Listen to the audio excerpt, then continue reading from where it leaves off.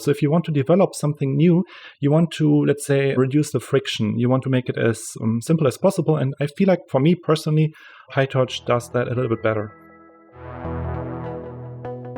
Welcome to How AI Happens, a podcast where experts explain their work at the cutting edge of artificial intelligence.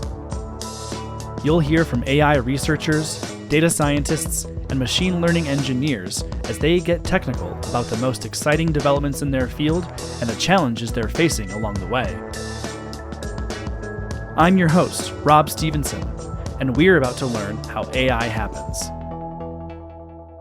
Joining me today on How AI Happens is the lead AI educator over at GRID.ai, as well as an assistant professor of statistics over at the University of Wisconsin-Madison, Sebastian Raschka. Sebastian, welcome to the podcast. How are you today? Hi, Rob. Thanks for the kind invitation to be on your podcast. I'm super excited. And I think, I'm always excited to talk about machine learning, AI, deep learning. And I'm great to be here. And I think we will have a fun time here. Yeah, really pleased you're here as well. Loads to go into with you because you just published a book back in January. It's quite technical. I'm excited to get into that with you. But also you have this new-ish role here at GRID.ai. Would you mind sharing a little bit about, maybe we could start just with kind of your background in the space and how you wound up in your current role? Yeah, so that is a interesting, maybe big question here to start off with. So I recently joined GRID.ai as lead AI educator. But let's say starting with maybe what I've been up to before. So I did my PhD at Michigan State University in computational biology, where I focused on solving problems related to small molecule discovery, drug discovery, and so forth. And a lot of that was related to pattern recognition and also involving machine learning and so forth. And in 2018, when I graduated, I joined the University of Wisconsin-Madison as an assistant professor in the statistics department. And so my focus areas have been on AI research related to, let's say, machine learning and deep learning. So AI is always, let's say, the umbrella term, but more specifically machine learning and deep learning. And next to research, I still am very passionate about teaching. So I created 2 new classes in the department focused on machine learning and deep learning. And it has been a great time at the university. I really like my work. But I also noticed, over the years, there are a few, let's say, limitations. So, for example, the areas of AI research that I'm interested in, they're moving very fast, so technology-wise. And I noticed in an academic setting, I think if you are a strong theory person, let's say more like if theory is your thing, you're maybe more at home at academia. But for someone like me who likes technology, I kind of wanted to explore also, let's say, the industry perspective to kind of stay current and stay up to date. And at the same time, also for, let's say, the teaching aspects, I really like teaching, but I also noticed, the limitation is you can only have so many students in a class, and we have always this huge wait list because people are very interested in machine learning and deep learning, and we can only have so many people each year. So in that sense, I wanted to kind of see what we can do there and maybe explore new roles. And in this point in time, there was this great opportunity at GRID.ai where I can basically do both. I can, let's say, explore the industry route, but then also at the same time, develop educational content without, let's say, restrictions, creating, right now I'm working on online course where, let's say, I don't have the limitation of having people in the room. I mean, having people in the room can be an advantage, but I really want to, let's say, experiment with new takes on education, which is why I'm currently super excited to be at GRID.ai, where I have, let's say, some resources to experiment with new forms of delivery. So that is in a nutshell, my journey from, let's say, computational biology to teaching and doing research in machine learning in the statistics department, and then now my new role at GRID.ai, where I focus mainly now on creating educational content. Yeah, so I was going to ask what exactly that means to be the lead AI educator. So are you putting together e-courses? Are you just trying to figure out what is the way you can reach the most amount of people? And I guess follow up, what are the courses that you're designing? So right now, I just joined 3 months ago, but it will mainly be focused on, let's say, making an introductory course first, because you have to start with a basic, let's say, foundation before you dive into more, let's say, advanced concepts. So right now, in a nutshell, I'm making an online course on deep learning, introduction to deep learning, but also with an interesting take on, let's say, how the animations and everything will be delivered. And I'm also trying to focus on exercises because I think that's also one important part where, well, you want to learn the concepts, you have to have an explanation to start with, but then also you want to practice what you've learned because really that is how you solidify your knowledge and how, let's say, you test whether you understand things and how you also then would take examples into practice. Personally, for me, when I work on a new project, I always use something I worked on previously as a template because, always writing things or developing things from scratch is very inefficient and also error prone.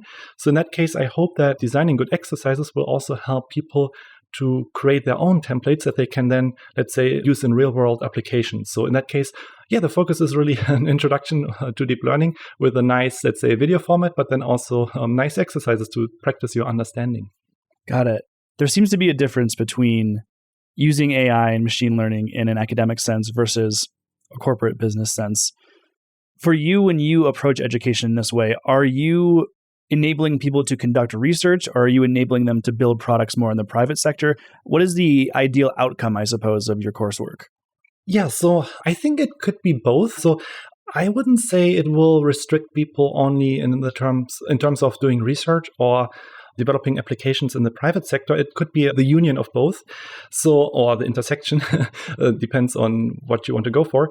But my focus will be really, I'm trying to focus on, let's say, really like the latest technologies, because in an academic setting, that's at least or was true for me for a long time, is you focus more on, let's say, tweaking models, getting better performance, but then also applying models, let's say, in a different context when you have collaborations on different data sets where people want to use machine learning to, let's say, get better performance than to using methods that they used before that are, let's say, the traditional methods in that field.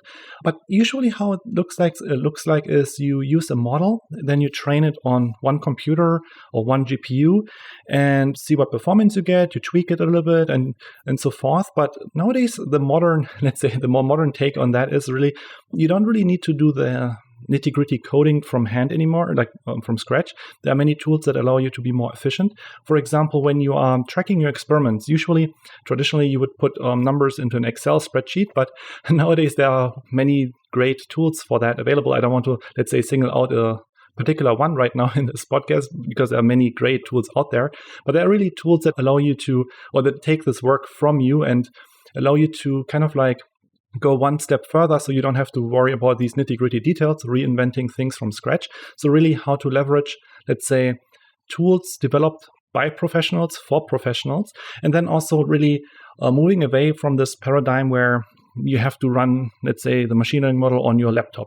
Because nowadays, it works for certain data sets and for certain algorithms, but nowadays with cloud resources and also compute clusters, there are more possibilities and opportunities to really leverage, let's say, more current technology. The bottleneck is sometimes for the libraries, the deep learning libraries, to support these, but this is also something I will teach in the course, how you, let's say, with a few, 1 or 2 changes of code, like lines of code, how you get from training one model on a GPU to training a model on 10 GPUs, for example, and really helping people to scale the models and really using best practices, but then also in a way that if you trained your model, it doesn't stop there usually, right? So you have your model in a research context, well, that's maybe all you need. You put your accuracy into a table compared with other models, but often in practice, you want to, let's say, deploy a model. You want to put it on a device. You want to classify new customer data or something like that.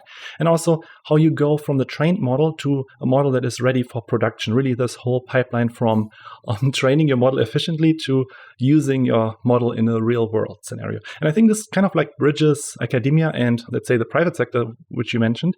It's like how you use really the latest technologies, like from, let's say, going from training machine learning models, how you did this in 2015 compared to how you would do it nowadays in 2022, essentially. Sebastian, I've spoken to a handful of folks now who sort of live in both worlds, right? In the private sector and in academia. They live on both sides of the fence. Their grass is always green, that sort of thing, which is unique to this industry, as far as I've experienced. And I wonder why that is. Do you get different kicks out of academia versus the private sector? Or is it that the expertise is so rare that, people at the top of this field can't help but also teach? Why do you think this phenomenon exists? Yeah, it's a very good question. I think it has also something to do with the nature of what you use machine learning for. In academia, I think the focus is mostly on understanding how deep learning works. I think it's still an unsolved problem. There's a lot of research going on theory-wise, understanding neural networks, why they work in a certain, let's say, lower level sense, optimization algorithms and so forth. So in that case, it's very attractive for academia because that's usually where people are really strong at, like the theoretical analysis. At the same time, there are also many, let's say, departments who are not focused on machine learning research, but they can benefit from machine learning research. So in that case, you can help a lot of people in academia by helping them, let's say, to apply machine learning to their problem sets. On the other hand, in industry, there's also, of course, a lot of use cases of machine learning. So, and then in industry, you usually have more resources available that you may lack if you are working in a lab. And let's say using the computer cluster at the university is really not simple. So in that case, sometimes you lack the resources, and also sometimes there are not enough resources. So in that case, it makes the industry sector very attractive for a machine learning person if you want to take your work and really scale it up and take it to the next level. And also nowadays with especially these large language models, it's really not feasible anymore as a single person to work on these problems. You really need a team. And in academia, you have teams, but it is less, let's say, focused on the technology, but rather than the teams are usually formed around collaborations, I think, where really the goal is particular data analysis. So long story short, you noticed maybe I don't have a concrete answer here, but I think it's really the application of machine learning versus the theory. And machine learning is an applied field that can be studied theoretically, but it's also very fun, I would say, to solve problems with it, which is probably why people jump back and forth, like trying to understand a problem, but then also, let's say, try that thing out in practice. It's maybe top of my head, like maybe if you work on a race car or something like that, it's fun to, let's say, understand your race car, to tune it up and make it better. But then it's also fun to take your race car onto the racetrack and race around and have fun with it, right? So in that case, it's probably the nature of machine learning that makes this jump between academia and industry kind of like attractive to people. Yeah. The race car metaphor is apt. I do appreciate that. And you mentioned resources are an aspect as well. And that makes all the sense in the world to me. And it's related, I think, a little bit to a question I had for you about deep learning, which is that there's this common cliche, maxim, maybe call it, that everything is a deep learning problem. Do you agree or disagree with that?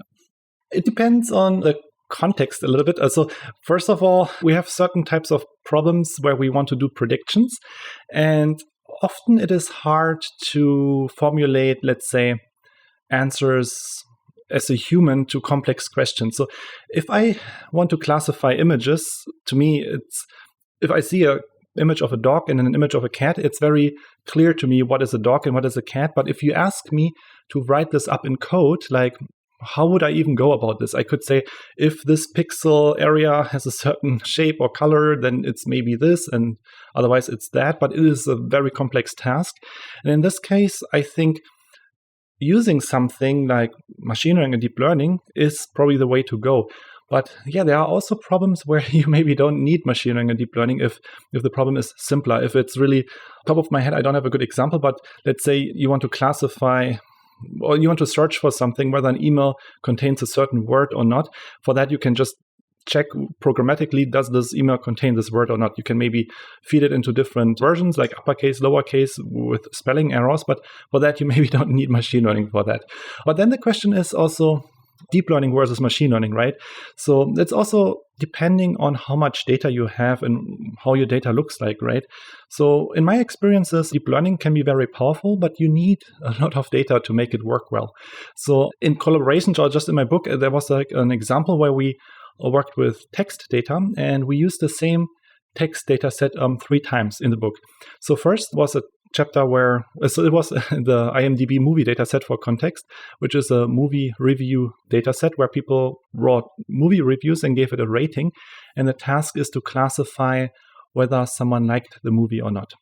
The data set has, top of my head, I think 50,000 examples, which sounds like a lot, but well, in the deep learning world, a lot means different things.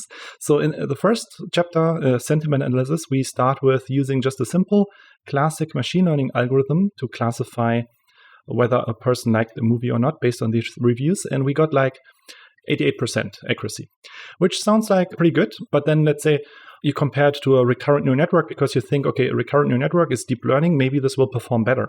And I tried a lot of configurations, but I couldn't get it to be better at classification than this logistic regression classifier. I think the best performance was around 86% accuracy.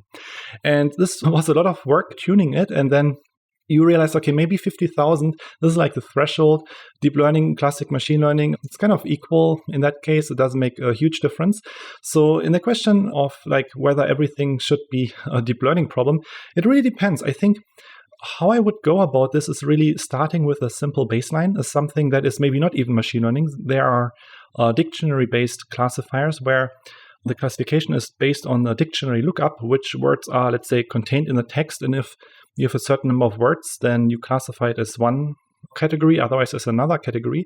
Then after this baseline, I would use a classic machine learning classifier, get some performance, and then optionally use deep learning and see whether it's really worthwhile. Because deep learning requires more data, but also more resources in terms of compute power, which kind of also relates to how much, let's say, money you have to run GPUs or even buy your own GPUs.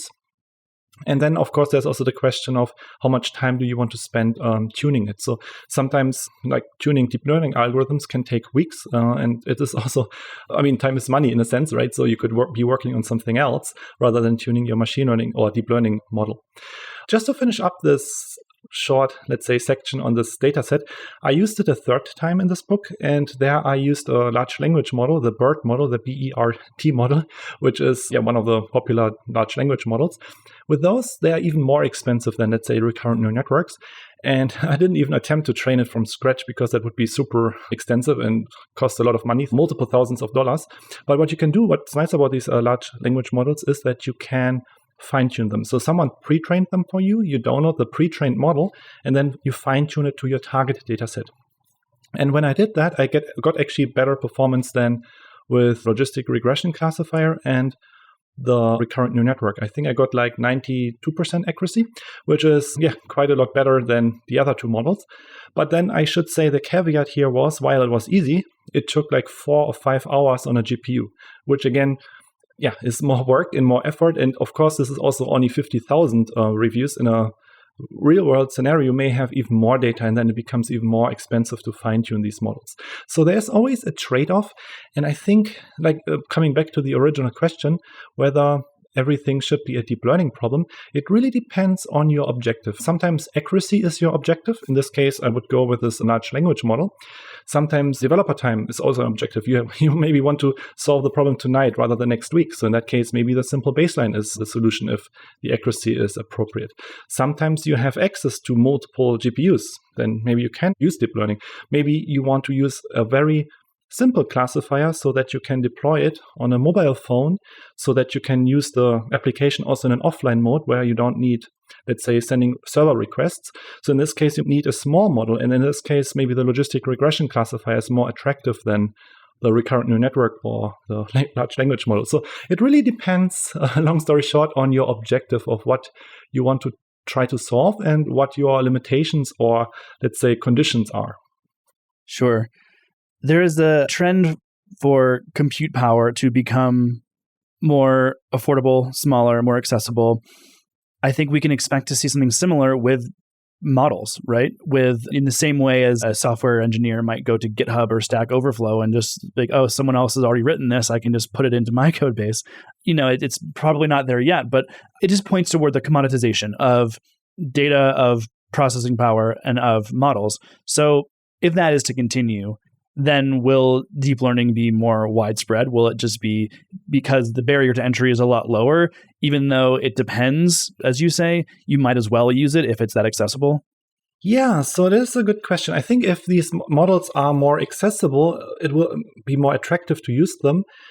However, the models still remain very large. So even though, let's say, they are pre-trained, you can download them, so they remain still very large. So if you have an edge device or something where you want to run the model, let's say, in a smart home context where you have like a small, let's say your coffee machine or something, and the coffee machine, let's say, doesn't have reliable connection to the internet, or you don't even want to have it connected to the internet, and it should, let's say, predict the, let's say, water temperature based on the type of beans, based on some sensors it has. So in this case, I think these large models, they wouldn't really work because maybe your chip in the coffee machine is not large enough to store this large model. And in this case, I think it can be a solution for many problems, but I don't think it's like a one-size-fits-all solution.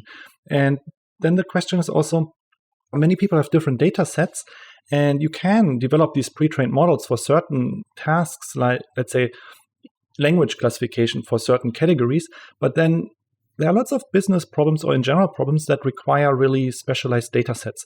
And you would have to still fine-tune these models. And, some people also work with proprietary data, so you don't maybe want this model communicating with the internet, or you don't want to, let's say, use someone else's platform to upload your data set. You want to have everything local or develop things locally. And then fine-tuning these models still will require a lot of resources.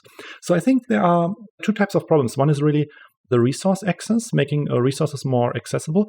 And let's say, coming back to GRID.ai, we work on this partly, but then also you want to make these models more accessible, like easier to use, which we also work on.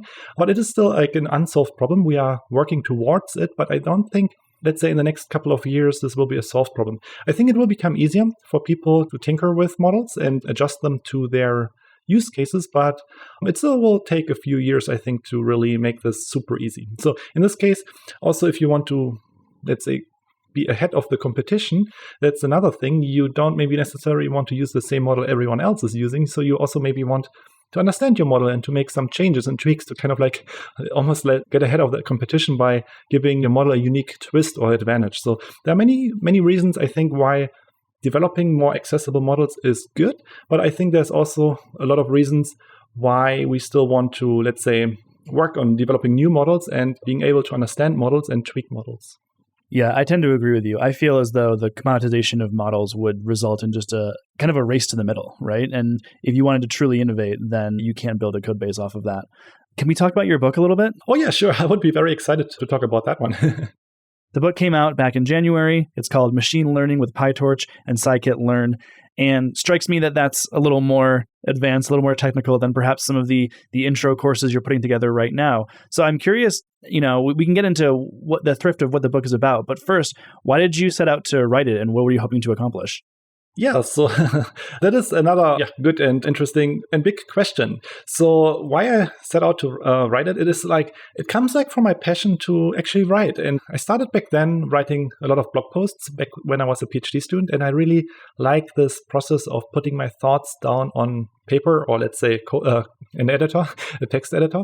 So in this sense, I was also writing this book, first of all, because I like writing, but then also I was trying to fill a niche here in terms of books out there. So there are lots of textbooks out there, lots of books that are very good at teaching people the theory.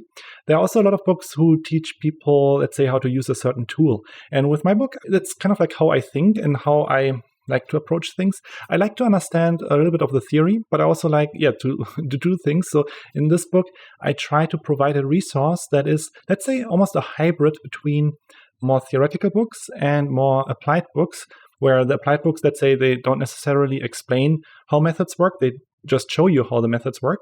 And the theory books, they mostly show or explain the theory of methods, but they don't show you how you can use them. And in my book, it's kind of like the middle in between, where I have a little bit of both worlds, because I think this is like a very powerful way of introducing people to a new concept. If you only cover the theory, I think it's at least true for me, you will easily get bored. So for me, I try to read more theory and math textbooks, but at some point I just drop them because I somehow can't really motivate myself. I need to do something in between. I need to, sometimes how I motivate myself is to code up these concepts. But I feel like, for me at least, it's true that I need to do things in practice to keep me motivated. And at the same time, when I read sometimes documentation or, let's say, other applied books, sometimes I see how you can use methods, but sometimes I want to know more about it. I want to know, okay, why does it work? How does it work exactly? And yeah, in my book, it's more like reflecting how I think or what I personally like. I like a little bit of both, like explain me a little bit about what is this method? How does this method work? But then also show me how I can use this method. Got it. And so you spend a good chunk of time in the book just sort of espousing the virtues of PyTorch. In particular, it's how you prefer it over TensorFlow. Is that correct? Yeah, so that's a big debate, TensorFlow versus PyTorch. So personally, I started with Theano. That was like in 2015. That was my first book. It had like a very short section on deep learning with Theano, which was a deep learning framework back then. And then 2015-ish, TensorFlow came out. And I immediately switched over to it because, I sometimes can't help it. I get excited about a new technology. So I learned TensorFlow and was using that for my research for like about 2 years. And then PyTorch came out. I think it was like 2017-ish. And I didn't start using it from day one because I was pretty happy with TensorFlow. But then let's say a few weeks or months later, I again couldn't help it. And I started using PyTorch and I fell really in love with it because I really liked the syntax. It looked more what people call Pythonic to me. And also it was this right level of abstraction. It was not too tedious to code networks, but at the same time, it was very flexible. So for me, why I like PyTorch is that it gives me the readability, but then also the flexibility to customize things. So for my research, sometimes I need to develop custom, let's say, neural network layers. With PyTorch, it's simpler to do that because it was also back then with a dynamic graph, easier to debug, and so forth. So just recently, when I worked on a research project, I developed this custom layer in PyTorch. And then someone ported it over to TensorFlow and Keras. And just looking at the code, it was just so many more lines of code. I mean, it works. And for a user, it's still just importing a single layer or function. But then as a researcher, I think it's just this extra hurdle. So if you want to develop something new, you want to, let's say, reduce the friction. You want to make it as simple as possible. And I feel like for me personally, PyTorch does that a little bit better. So do you think that there's still use cases for TensorFlow, or will one of these win out? Will one of these be proven obsolete? Oh, yeah. So I would say TensorFlow historically has been better at, let's say, industry problems where the focus is more on the deployment of a model. However, I would say based on, let's say, the developments in the last 1, 2, 3 years, PyTorch has really caught up in terms of deployment, support for mobile devices and stuff like that. So I feel like hearing from people, they are on par when it comes now to deployment or almost. I must say I don't know all the details how people use TensorFlow in production right now, but I think the moves that PyTorch has made towards, let's say, being more production friendly, hard to say, but I think it has been becoming more attractive also to industry use cases. And in research, if you look at recent papers, there's like the website Papers with Code that compiles some statistics. Most people really use PyTorch, and I can see really PyTorch winning out, even if it's just because people do research in PyTorch, release their model code in PyTorch, and then people in industry just adopt this code without having to worry about, let's say, translating it to TensorFlow. So I think I can see PyTorch becoming more and more popular, but I also, at the same time, I don't think TensorFlow will go away completely. It's always like there will be people still using it. So in that case, also, I would even almost say understanding a little bit of both of these tools is not a bad idea. Got it. Well, Sebastian, we are creeping up on optimal podcast length here, but before I let you go, I just want to ask you to reflect a little bit on what is most exciting to you in the space, whether it's explicitly related to your work or not. Is there some use case or a new technology that has you particularly excited that you think is going to be uniquely disruptive? Yeah, so what I find right now really exciting has maybe less to do with the latest and greatest models people are developing, but more like the new opportunities in terms of using these models, in terms of technology that makes it really easier, where, like I mentioned before, it was super hard back then to train models on multiple GPUs. This is now much easier. And this is also helping, let's say, people like me or other people to really increase the amount of things you can do because you can now leverage more resources, things go faster. And the other thing is also applying deep learning to new, let's say, problem areas. So when I did my PhD back then, I don't think graph neural networks have been around, or at least no one was using them. So it was always this whole dance around how do you get your data into the right shape for the model? So how do you get your data into a tabular format? And in my PhD, a lot of my work was centered around working with small molecule data, where you have molecules consisting of atoms connected by covalent bonds, which you can think of graph data. And nowadays, like with graph neural networks, that's like a whole new opportunity to use deep learning for these types of problems. And that's also something I'm excited about. I mean, it's not just graph neural networks, but in general that people focus also more like on, let's say, working on data. Like, first of all, like getting the data into the right form so that you can use deep learning, but then also, let's say, getting more bang for the buck from your data. Instead of just feeding data into the model, there's also this movement related to data-centric AI, where people are now trying to develop methods more focused on improving the data. And I think this is also very exciting because this will help us to solve problems where we back then didn't have enough data or the data was too noisy. So really, let's say, keeping the model fixed and seeing how can we improve the data to get more performance. And I think this will have a big impact on many people and many problem areas because, based on my collaborations, getting labeled data is usually very expensive if you don't, let's say, use a standard data. Like if you look at machine learning papers, it's mostly focused on benchmark data like ImageNet and big text data sets, which are already labeled. But in real world problems, you have usually very small unlabeled data sets. And this move towards improving the data to get more performance from your small data set, I think will also have huge impacts. And I think I'm kind of excited about that. Fantastic. Sebastian, this has been a great conversation. Thank you so much for being with me here today.